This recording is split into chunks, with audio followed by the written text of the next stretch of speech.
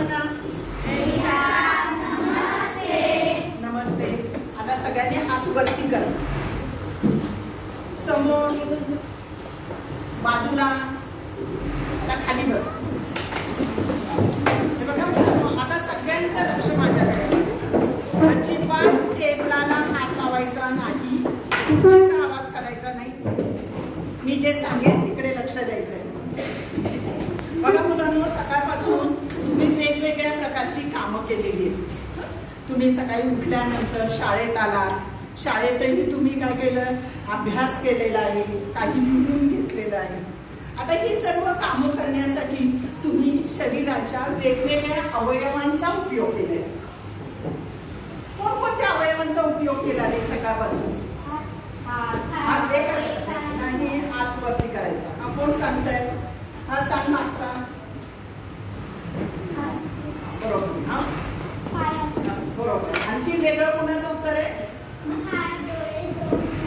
बरोबर आहे. बघा तुम्ही की आपण दैनंदिन जीवनामध्ये वेगवेगळी कामं करण्यासाठी शरीराच्या अशा विविध अवयवांचा उपयोग करत असतो. जसे आपल्याला वेगवेगळे अवयव असतात तसेच वनस्पतींनाही वेगवेगळे अवयव असतात. तुम्ही वनस्पतींचे वेगवेगळे अवयव शिकलेला आहात. सांगा भाऊ वनस्पतींच्या अवयवांची नावं. आता वेगळ्या मुलींनी सांगायचा. फांद्या. फांद्या हा अवयव आहे का? अवयव आहे पण त्याला एक विशिष्ट नाव आहे. कोण सांगेल? हा तू सांग. हा अवयवाची नावं सांगा. हो दोन सांगितली.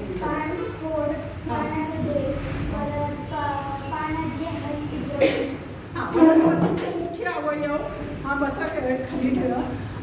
पान, फूल, फळ, मूळ, खोड हे आहे.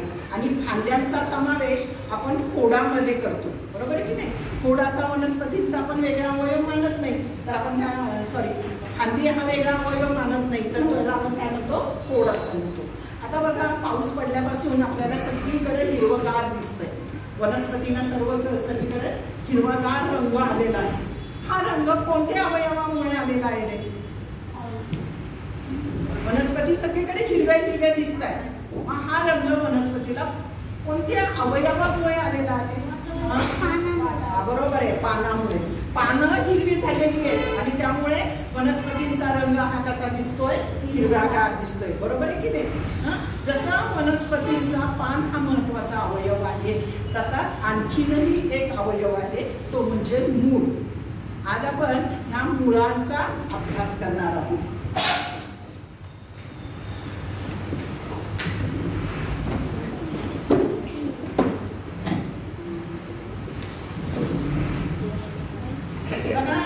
पाऊस पडायला लागले काही काढायचं नाहीये. पुस्तक तर अजिबात काढायचं नाही. आपल्याला काही गरज नाहीये पुस्तकाची. सगळ्यांनी इकडे लक्ष द्या. कुणी हे पुस्तक उघडायचं पण नाही. मी जप्त करेन. आता पाऊस पडायला लागल्यावर शेतकरी काय करतात? शेतामध्ये बी पेरायला लागतात. बरोबर आहे की नाही? तर ते बी काय पेरतात? ते कशासाठी बी पेरतात? कोण सांगताय? वेगळ्या मुली सांगा. धान्य उगवण्यासाठी, नवीन वनस्पती निर्माण करण्यासाठी. आणखीन आपल्याला वनस्पती हव्या असतात, पिकं हवी असतात, धान्य असतात. त्याच्यासाठी आपण काय करतो? बी पेरतो. तसंच आपल्याला जर मुळांची निर्मिती करायची असेल तर मुळांची निर्मिती ही आपल्याला बी पासून होते. याच्यासाठी मी तुम्हाला काही वनस्पतींच्या बिया देते. त्याला तुम्ही हात नाही लावायचा, नुसतं निरीक्षण करायचंय. दोघांच्या एक देणार आहे. सगळ्यांनी काय करायचंय? निरीक्षण करायचं आणि ओळखायचं आहे तोपर्यंत. तुम्ही तिघांमध्ये बघा. दिलेल्या बिया कोणकोणत्या वनस्पतींच्या आहेत ते मला सांगायचं. कोण सांगताय? बघितलं का? सगळ्यांनी बघितलं का? नीट निरीक्षण करा. 1-2 सेकंद वाट बघा. हे बघा तू मध्ये घे ना. हे मध्ये घे.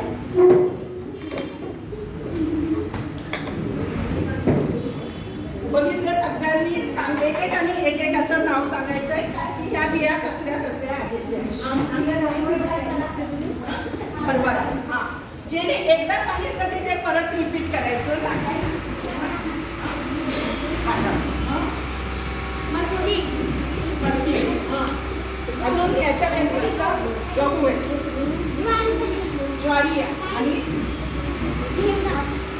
घेवडा घेवडा नाहीये, तो पावटा आहे. बरोबर आहे की नाही? पावटा म्हणजे पावटा किंवा आपण त्याला वाल असतो. बरोबर आहे? ठीक आहे.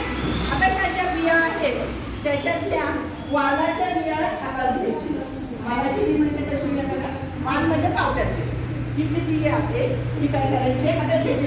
प्रत्येकाला पुरेल एवढे आहेत, प्रत्येकाने घेतलं हातात तरी चालेल. आणि त्याचं बाहेरचं आवरण काढायचं. काढा बघू सगळ्यांनी बाहेरचं आवरण. सगळ्यांनी हा मिळालं काय? तुला मिळालं का? कळलं ना? कोणता बी कुणाची बी घ्यायची आहे ती कळलं? हा बघा रे. आता बाहेरचं आवरण काढल्यानंतर एकच काढायची आहे, आपल्याला पुढे पण पाहिजे. आता हे उघडल्यानंतर हळूवारपणे त्याचे बी उघडायची. हळूवारपणे ती बी काय करायची? उघडायची. त्या बी मध्ये किती दल आहेत रे? दल म्हणजे हा एक भागला आपण काय म्हणतो रे? ज्या वनस्पतीच्या बी मध्ये दोन दल असं म्हणतात. काय म्हणतात त्याला? शिकलेला आहात हे तुम्ही. द्विदल वनस्पती आणि एकदल वनस्पती. इंग्लिश मध्ये तुम्ही त्यांना काय म्हणतात? द्विदल. कारण एका बी मध्ये किती दल आहेत? दोन दल. आता तुमच्यामध्ये तुम्हाला ज्या बिया दिलेल्या आहेत त्यामधल्या कोणकोणत्या बिया वनस्पतींच्या ह्या द्विदल आहेत ते बघायचं. बघा बघू. द्विदल वनस्पतींच्या बिया वेगळ्या काढा आणि एकदल वनस्पतींच्या बिया वेगळ्या काढा.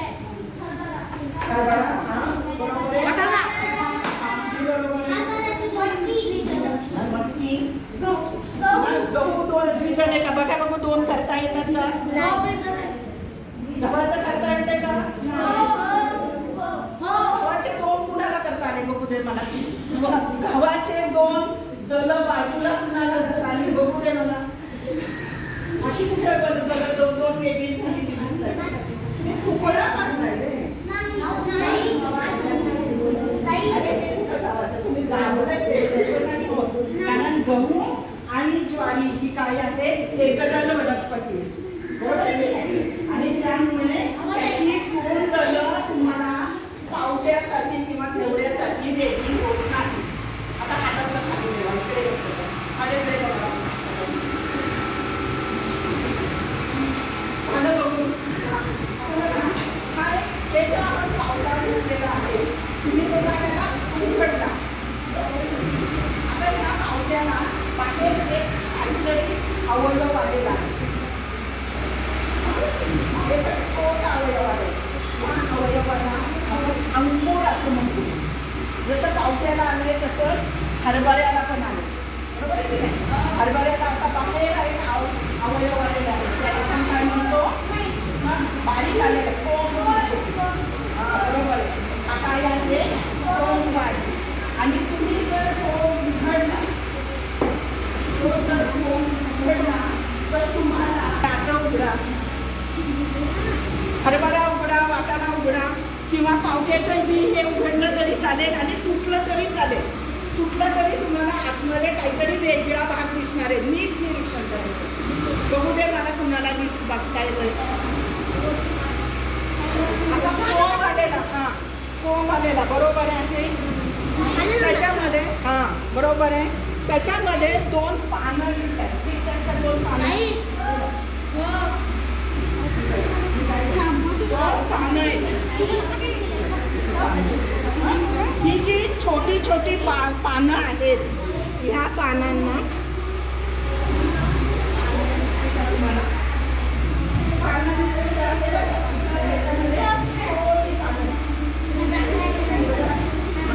बरोबर आहे. ही जी छोटी छोटी पानं आहेत ठीक आहे सगळ्यांना दिसली. बरोबर आहे. मला दाखवते. ही जी पानं इकडे बघा. त्या पानांना काय म्हणतात? अंकुर असं म्हणतात. आणि हा जो बाहेरचा भाग आहे याला आपण आदिमूळ असं म्हणतो. काय म्हणतो? आदिमूळ आणि अंकुर.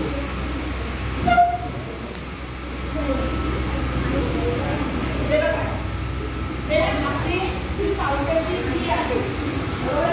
आणि त्या बीच्या आतमध्ये छोटी छोटी 2 पानं होती, ती पांढऱ्या रंगाची होती, पण मोठी झाली की ती कशी होतात, हिरव्या रंगाची होतात. म्हणून मी इथं हिरव्या रंगाची दाखवते. त्याला काय म्हणतात, अंकुर असं म्हणतात. कारण ते अंकुर पुढं वाढल्यानंतर त्याच्यापासून खोडाची निर्मिती होते. म्हणजे मोठं झाल्यानंतर त्याच्यापासून काय तयार होतं, खोड तयार होतं. तर हे जे मूळ आहे किंवा खालचा जो आदिमुळाचा भाग आहे, हा आदिमुळाचा भाग हा काय जातो, जमीन खाली जातो आणि तो काय होतो, मूळ म्हणून वाढतो. काय वाटतं, मूळ म्हणून वाढतो. आणि ते काय असतं, बीमध्ये आलेलं पहिलं मूळ, ओके नाही, सर्वात पहिलं मूळ, म्हणून त्याला काय म्हटलं जातं, आदिमूळ.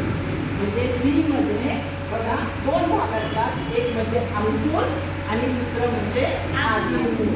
आणि मुळाची निर्मिती कोणत्या भागापासून होते, आदिमुळापासून. कशापासून होते, आदिमुळ.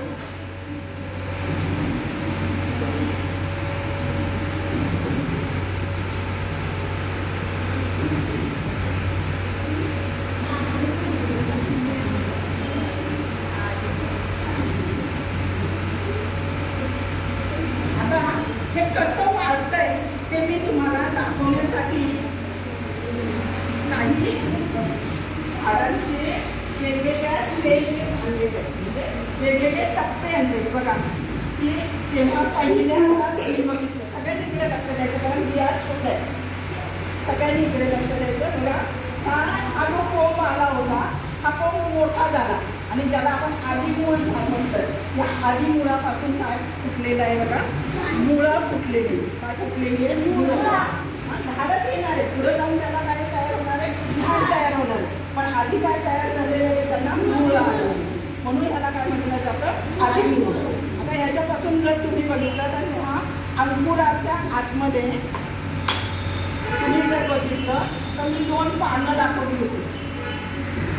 हे बघा 2 पानं दाखवली होती, चिंचेची म्हणजे ही पावट्याचीच आहे किंवा वालाचीच आहे. त्याच्यापासून पुढं काय झालेलं आहे, पुढं मोठं झाड तयार झालं. म्हणजे याच्यापासून तुम्हाला काय होतं, तयार होतं बघा झाड. हे बघा असं काय होतं, पुढे जाऊन झाड तयार होतं आणि हे पुढं काय होतं, मोठं झाड तयार होतं बरोबर आहे. म्हणजे आधी मूळ काय होतं, पुढं वाढतं आणि त्याच्यापासून मुळाची निर्मिती होते. आता हे मूळ जे वाढतं, इकडे लक्ष द्यायला, हे जे मूळ वाढतं ते मूळ जमिनीच्या खाली वाढतं. वाढून पुढे जाऊन ते काय होतं, जमिनीत जातं आणि जमिनीच्या खाली वाढतं. आणि जमिनीच्या खाली जाऊन ते वनस्पतीला आधार देण्याचं काम. मग वनस्पतीला आधार देण्यासाठी या मुळामध्ये काही वेगळी रचना केलेली असते. कशी केलेली असते ती आता आपण बघूया. की वनस्पतीचं मूळ हे काय होतं, खाली जातं आणि काय होतं,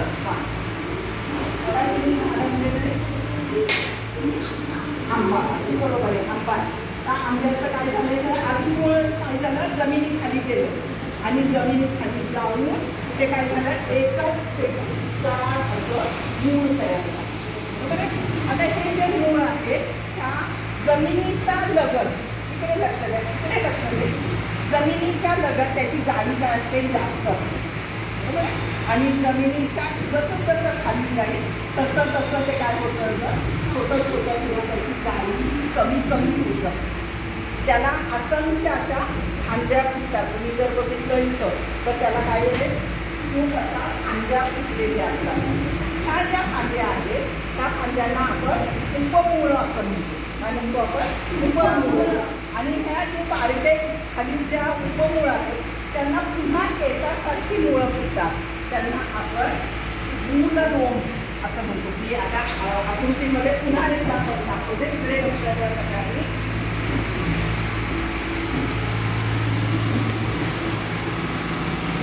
बघा हे जे ह्याचं झाड आहे त्या झाडांमध्ये तुम्ही बघा की सुरुवातीला जमिनीच्या आधी हे काय असतं, जाड असतं, बरोबर आहे की या जाड भागाला हा जो मुख्य भाग आहे त्याला आपण प्राथमिक मूळ असं म्हणतो.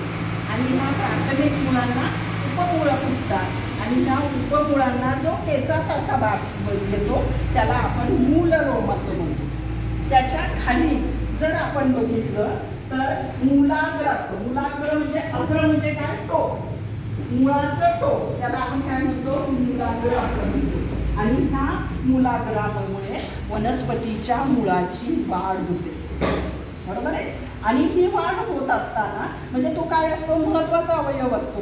जर हे टोक तुटलो किंवा आता असं आपण उपटत असताना तुटलं तर त्याची वाढ होणार आहे का, नाही. आणि मग वनस्पती काय होईल, मरून जाईल, ती पुढे जगणार नाही. आणि म्हणून ह्या मुळाच्या टोकाशी त्याला आणखीन एक आवरण असतं, त्याला आपण म्हणतो मूल टोपी, की ज्याच्यामुळे ह्या मुळाच्या टोकाच्या भागाचं काय होतं, रक्षण होतं. येतंय लक्षामध्ये. म्हणजे बघा हे जे मूळ आहे ह्या मुळाला आपण काय म्हणतो, सोटमूळ असं म्हणतो. कारण त्याच्यामध्ये काय असतं, एक आणि एकच मुख्य मूळ असतं, तेव्हा त्याला काय आपण म्हणतो, सोटमूळ. मग ह्या सोटमुळामध्ये काय काय येतं बघा, हे प्राथमिक मूळ येतं, उपमुळं येतात, मूलरोम येतं, मूलाग्र येतं आणि मूलटोपी येतो.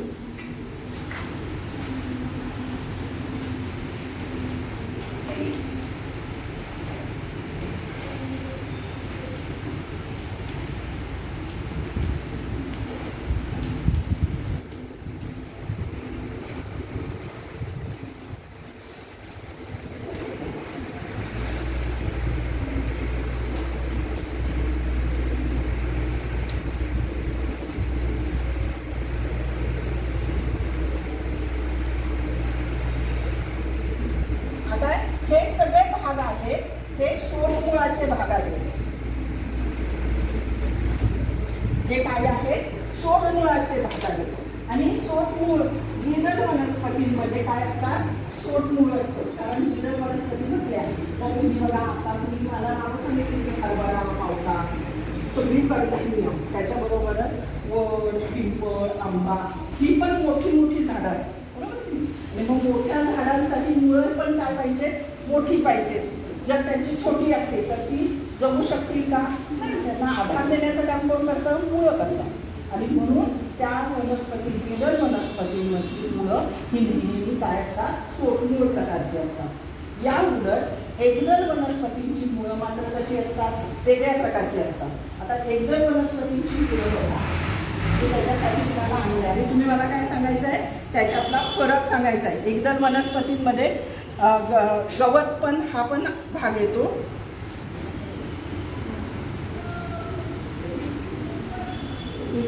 दुसरं पण एक मूळ आणलेलं आहे, गवत. गवत हे कशाचं उदाहरण आहे, एकदल वनस्पतींचं आहे. आणि टाकळा आहे हा, हे द्विदल वनस्पतींचं उदाहरण आहे. आता नीट निरीक्षण करावे, या दोघांमध्ये कोणता फरक आहे हे मला सांगायचं. नीट बघा की हे काय आहे, एकदल वनस्पती गवत, आणि हे काय आहे, द्विदल वनस्पती. या दोघांच्या मुळांमध्ये कोणता फरक आहे, हा, पांढऱ्याने काय नाही, ते माती आहे म्हणून तसं दिसतंय. पांढऱ्याने काय नाही, बघायचं पानं वेगळी. पण आपण मुळांचं निरीक्षण करूया. हा, मुळांचं निरीक्षण करायचं नाव काय, हा,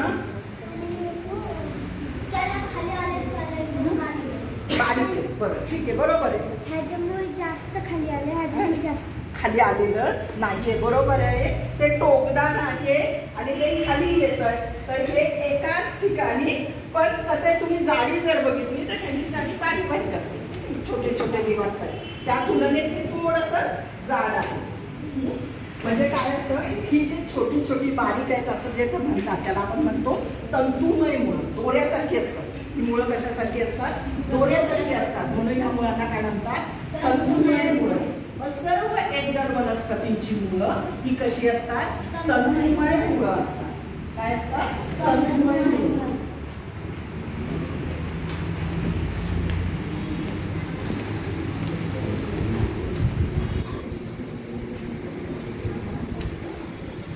आता ही जी तंतुमय मुळं असतात ना, ही तंतुमय मुळं ही बीच्या आधी मुळापासून निर्माण होत नाही.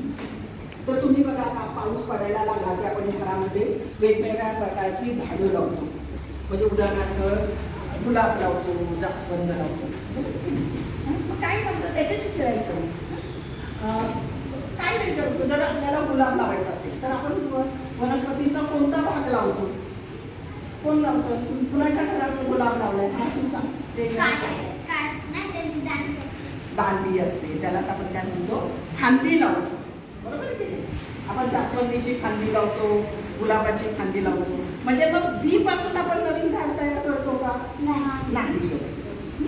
मग ज्या वेळेस ज्या वनस्पतींमध्ये बीच्या व्यतिरिक्त इतर भागांपासून मुळांची निर्मिती होते त्यावेळेस त्या मुळांना आपण आगंतुक मुळ असं म्हणतो. म्हणजे उदाहरणार्थ तुम्ही जर कांदा बघितला तर कांद्यामध्येही तुम्ही बघा कांद्याच्या खाली काय असतं? खोड असतं कांद्याचं आणि त्या खोडापासून काय होते? मुळांची निर्मिती होते. म्हणजे तिथं बी पासून मुळं तयार होत नाही. म्हणजे ही जी मुळं असतात ती काय होतात? पुढे रूपांतर होतात किंवा आधी मुळाच्या ऐवजी खोडापासून मुळाची निर्मिती होती. जर पानफुटी बघितलं तर तुमच्याकडे घरामध्ये ब्रह्मकमळ असेल किंवा पानफुटी असेल तर पानांना काय येतात? त्याचे मुळं येतात. हे पण काय आहे? आगंतुक मुळांचा प्रकार आहे. किंवा इतर काही मुळांच्या पेक्षा वेगळ्या ठिकाणाहून यांच्यापेक्षा वेगळ्या झाडाच्या भागापासून जेव्हा मुळांची निर्मिती होते त्यावेळेस त्याला आगंतुक मुळं असं म्हटलं जातं. मनी प्लांट पण तसंच आहे. मनी प्लांट पण तसंच आहे. एकच मिनिट काय म्हणते? हां बरोबर आहे. मनी प्लांट पण तसंच आहे. आपण काय करतो? त्याचे तुकडे किंवा फांद्या हे करतो आणि ते लावतो. बरोबर आहे. आता तुम्ही मुळं आपण आता बघितली की माझ्या मुळांचे किती प्रकार असतात? 2 प्रकार असतात ते आपण बघितली. बरोबर आहे. ही मुळं वेगवेगळ्या प्रकारची कार्य करतात. सांगता येईल की मुळांची कार्य कशासाठी मुळं असतं वनस्पतीला? जरा वेगळ्या मुलांनी सांगा बघू, विचार करा. हां तू सांग. पण का जगू शकत नाही? काय ती महत्वाचं आहे? हां बरोबर आहे. मूळ काय करते? माती मुक्त घट्ट थांब. हां तू सांग. मूळ झाडांना पाणी. हां बरोबर आहे. पाणी शोषून घेण्याचं काम करते. अजून मूळ पाणी शोषून घेतं आणि ते सपोर्ट देतं. हां बरोबर आहे. आधार देतो. काय करतं?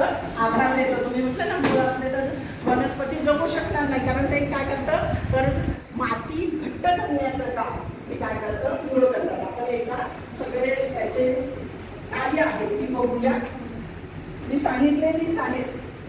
बघा मूळ हे काय करतं? माती घट्ट करून ठेवण्याचं काम करतं. बरोबर आहे की नाही? आणि त्यामुळे झाडाला काय मिळतो? आधार मिळतो. बरोबर आहे. झाड पडत नाही. नंतर पाणी त्याच्याबरोबर खनिज पदार्थ क्षार शोषून घेण्याचं काम कोण करतं? मुळं. म्हणजे तुम्ही बघा झाडाच्या मध्ये आपण कुंडीमध्ये खत घालतो. म्हणजे हे खत शोषून घेण्याचं काम कोण करत असतं? तर मुळं करतात आणि वनस्पतींना आधार देण्याचं काम ही कोण करतात? मुळं करतात. याच्या व्यतिरिक्त मुळं आणखीनही खूप कामं करतात. वेगवेगळ्या प्रकारची काय करतात? कामं करतात. आणि ही कामं करण्यासाठी मुळांमध्ये काही बदल केलेले असतात. काही बदल झालेले असतात. बरोबर आहे का? म्हणजे ही कामं ही मुळांची आहेतच. पण याच्या व्यतिरिक्त मुळं आणखीनही वेगळी कामं करतात. आता मी त्याच्यासाठी तुम्हाला एक दाखवते. तुम्ही सांगायचे की आणि हा बरोबर आहे. रताळी पण आहेत माझ्याकडे छोटे. आता ही जी 3 मुळं आहेत ही मुळं कोणत्या प्रकारचे आहेत? आता आपण 2 प्रकार शिकलो. सोटमूळ आणि तंतुमय मूळ. त्यापैकी कोणत्या प्रकारचे ही मुळं आहेत? गाजर आणि मुळा कोणत्या प्रकारचं असेल? हां बरोबर आहे. हे काय आहे? सोटमूळ आहे. पण मग हे पण आपण बघितलं सोटमूळ. ह्या 2 मुळांमध्ये कोणता फरक आहे? आपण जरा वेगळे मुलं कोणी आतापर्यंत बोललं नाही असं आहे. हां सांग काय सांग. आंबा. हा आंबा आहे. याच्यामध्ये कोणता फरक आहे आपल्याला सांगायचा. या दोन मुळांमध्ये फरक आहे. बरोबर आहे. मग कोणता फरक आहे.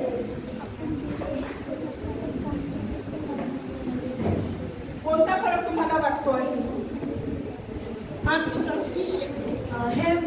हे जे गाजर ते मुळं असतात ना ते खोड म्हणजे खालून येतात मातीचे. आणि आंब्याचे आंब्या झाडं लागतात आणि हे खालून येतात. आपल्याला आंबे कुठे लागतात ते नाही बघायचं. आपल्याला काय बघायचंय. आंब्याचं मूळ आणि गाजर आणि मुळ्याचं मूळ यामध्ये कोणता फरक आहे. आंबाच पाहिजे असं नाही. आपण टाकायचं बघितलं तर याच्यात फरक येते नाही. हा तुम्हाला फरक जाणवतोय का. कशामध्ये फरक आहे. कशा म्हणजे कोणत्या भागात फरक आहे. काय वाटतंय तुम्हाला.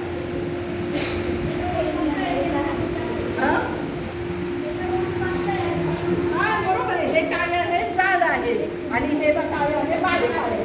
जाडी काय आहे याची कमी आहे. याची जाडी काय आहे जास्त आहे. कशा काय याची जाडी का जास्त असेल. का याची जाडी वाढली. मोठ्यांना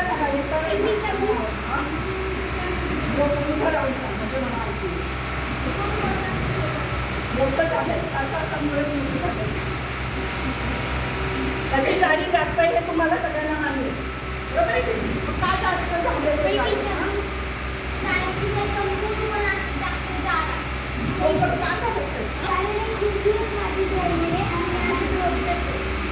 असं नाहीये. तर हे जे गाजर आणि मुळा आहे किंवा रताळं यासारख्या वनस्पतींची मुळं हे या मुळांपेक्षा वेगळं आणखीन काम करतात. ते म्हणजे अन्न संचयाचं काम करतात. आपण खातो की नाही. गाजर खातो की नाही. रताळ्याचं मूळ तुम्ही खाल्लंय का. आंब्याचं मूळ आपण खातो का. कारण का नाही खात. ते अन्न संचय करत नाही. अन्न संचय करत असल्यामुळे ही मुळं काय होतात जाड होतात. बरोबर आहे. मुळा गाजर आणखी कोणते झाड नाव सांगता येईल का. ही मुळं अन्न संचय करतात. जी मांसल असतात त्यांना मांसल मुळं असंही म्हणतात.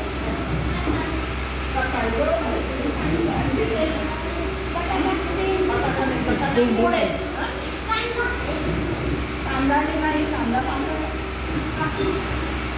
हे नाही. मुळं सांगायचे. मुळं की पीठ बघितलेलं आहे. मांसल मुळं.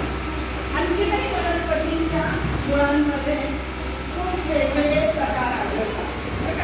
त्यांना आपण मुळांचे प्रकार बघणार आहोत.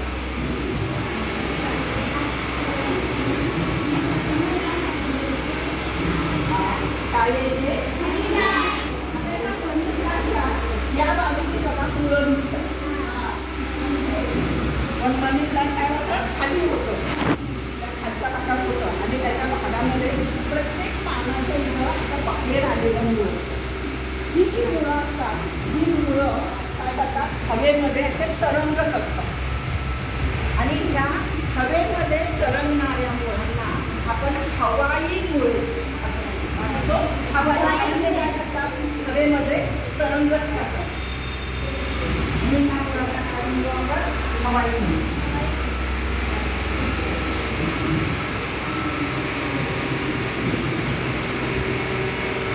हे मनी प्लांटमध्ये आढळतात. तसं आणखी तुम्हाला तुम्ही बघितलेलं आहे काही मुळं की जी वाऱ्यामुळे वातावरणामध्ये अशी तरंगत असलेली. आपण तिथं बघितलेलं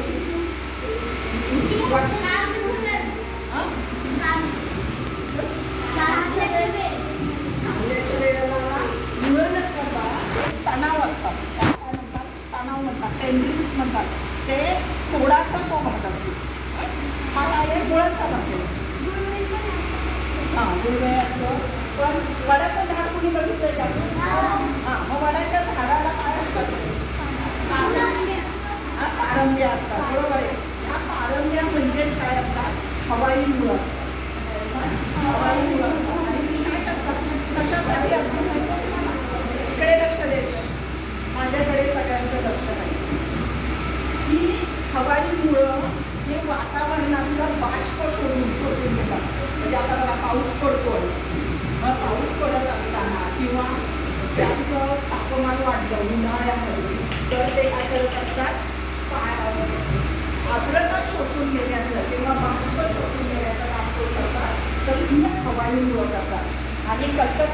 बोटॅनिकल गार्डनमध्ये असं एक 250 वर्षापूर्वीचं वडाचं झाड आहे की ज्याच्या पारंब्यांच्यामुळं खूप मोठं क्षेत्र हे व्यापलेलं आहे.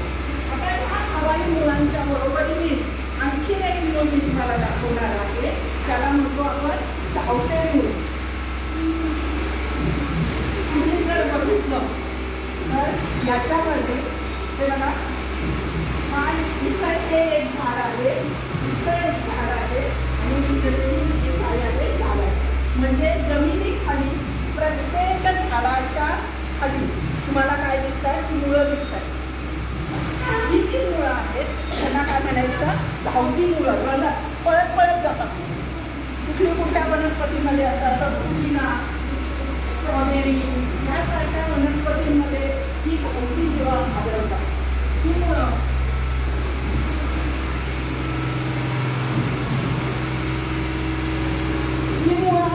तुम्ही जर या मुळांच्या इथं हे झाड तोडलं आणि नवीन झाड लावलं तर त्याच्यापासून काय होते, नवीन झाडाची निर्मिती होते. म्हणजे ही मुळं ही प्रजनन करण्यासाठी वापरतात. कशासाठी वापरतात, प्रजनन. प्रजनन म्हणजे नवीन झाड तयार करण्यासाठी या मुळांचा उपयोग होतो. आता तिसरा जो प्रकार आहे ती म्हणजे आधार मुळं. बघा तुम्ही जर ऊस, मका, ज्वारी यांचं मोठं झाड इथे बघितलं, पूर्ण वाढ झालेलं असलेलं झाड बघितलं तर या झाडावर जमिनीखालच्या मुळांबरोबरच जमिनीवरही काही मुळं दिसतात. ह्या मोठी मुळं त्या झाडाला आधार देण्याचं काम करतात.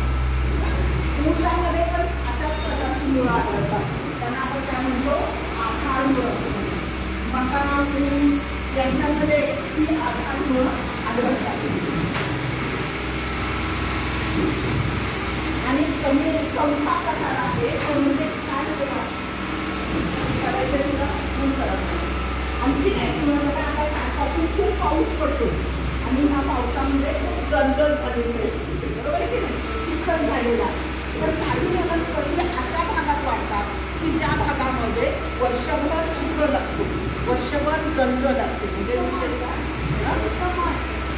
हो, पण कमळाच्या मध्ये नाही, पण तिथं नदी समुद्राला मिळते अशा भागामध्ये काही वनस्पती वाढतात.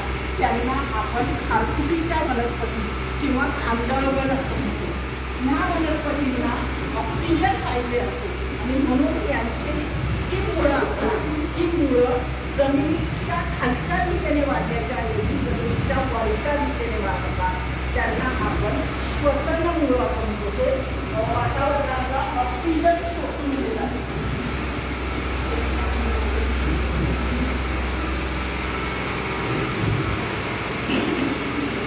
ते काय करतात, ऑक्सिजन शोषून घेण्याचं काम करतात. कारण ते मुळं कायम काय असतात, पाण्यात असतात आणि मग पाण्यातनं ऑक्सिजन ते घेऊ शकत नाही आणि म्हणून ते काय करतात, ते जर त्या पाण्याच्या वरती उलट दिशेने येतात. म्हणजे मुळं खालच्या दिशेने वाढण्याच्या ऐवजी वरच्या दिशेने येतात. त्यांना आपण श्वसन येत आहे लक्षामध्ये. म्हणजे हे काय झाले बघा, मुळाचे त्याचं काय होतं, मुळांच्यामध्ये रूपांतर होतं. म्हणजे काय, हवाई मुळं, धावती मुळं, आधार मुळं आणि श्वसन मुळं. बघा आता इकडे त्या हातातून त्याची खेळून टाका, इकडे लक्ष द्या. आतापर्यंत आपण काय काय शिकलो ते बघा, लक्षात घ्या की आपण मुळाची निर्मिती कशी होते, अंकुर आणि आदिम मुळापासून. नंतर मुळाचे भाग बघितले की ज्याच्यामध्ये काय येतात, प्राथमिक मूळ, उपमुळे, मूलरोग, मूलटोपी आणि मूलाग्र. तंतुमय मुळं बघितली आणि त्याचबरोबर मुळाच्या कार्यामुळे मुळामध्ये रचनेमध्ये जो फरक होतो त्यामध्ये 4 प्रकार आज आपण केलेले आहेत, अभ्यास केले आहे. आलं का लक्षामध्ये? आता यावर आधारित मी काही प्रश्न विचारतो तुम्हाला.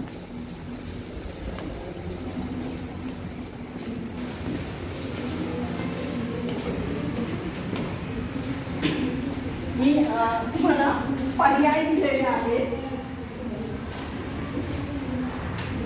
दिसतात का सगळ्यांना? मग मीच वाचून दाखवते बघा.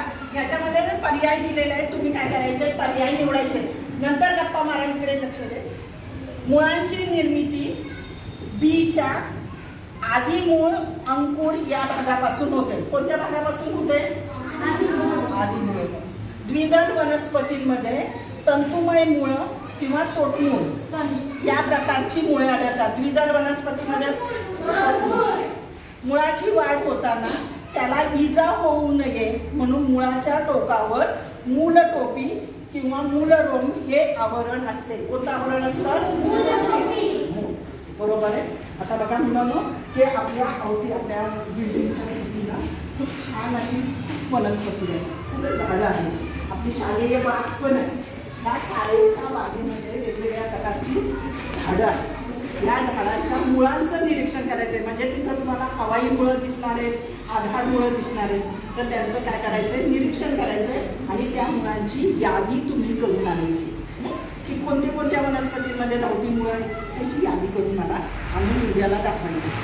ठीक आहे. चला, बाकीचं सगळं तसंच ठेवा आणि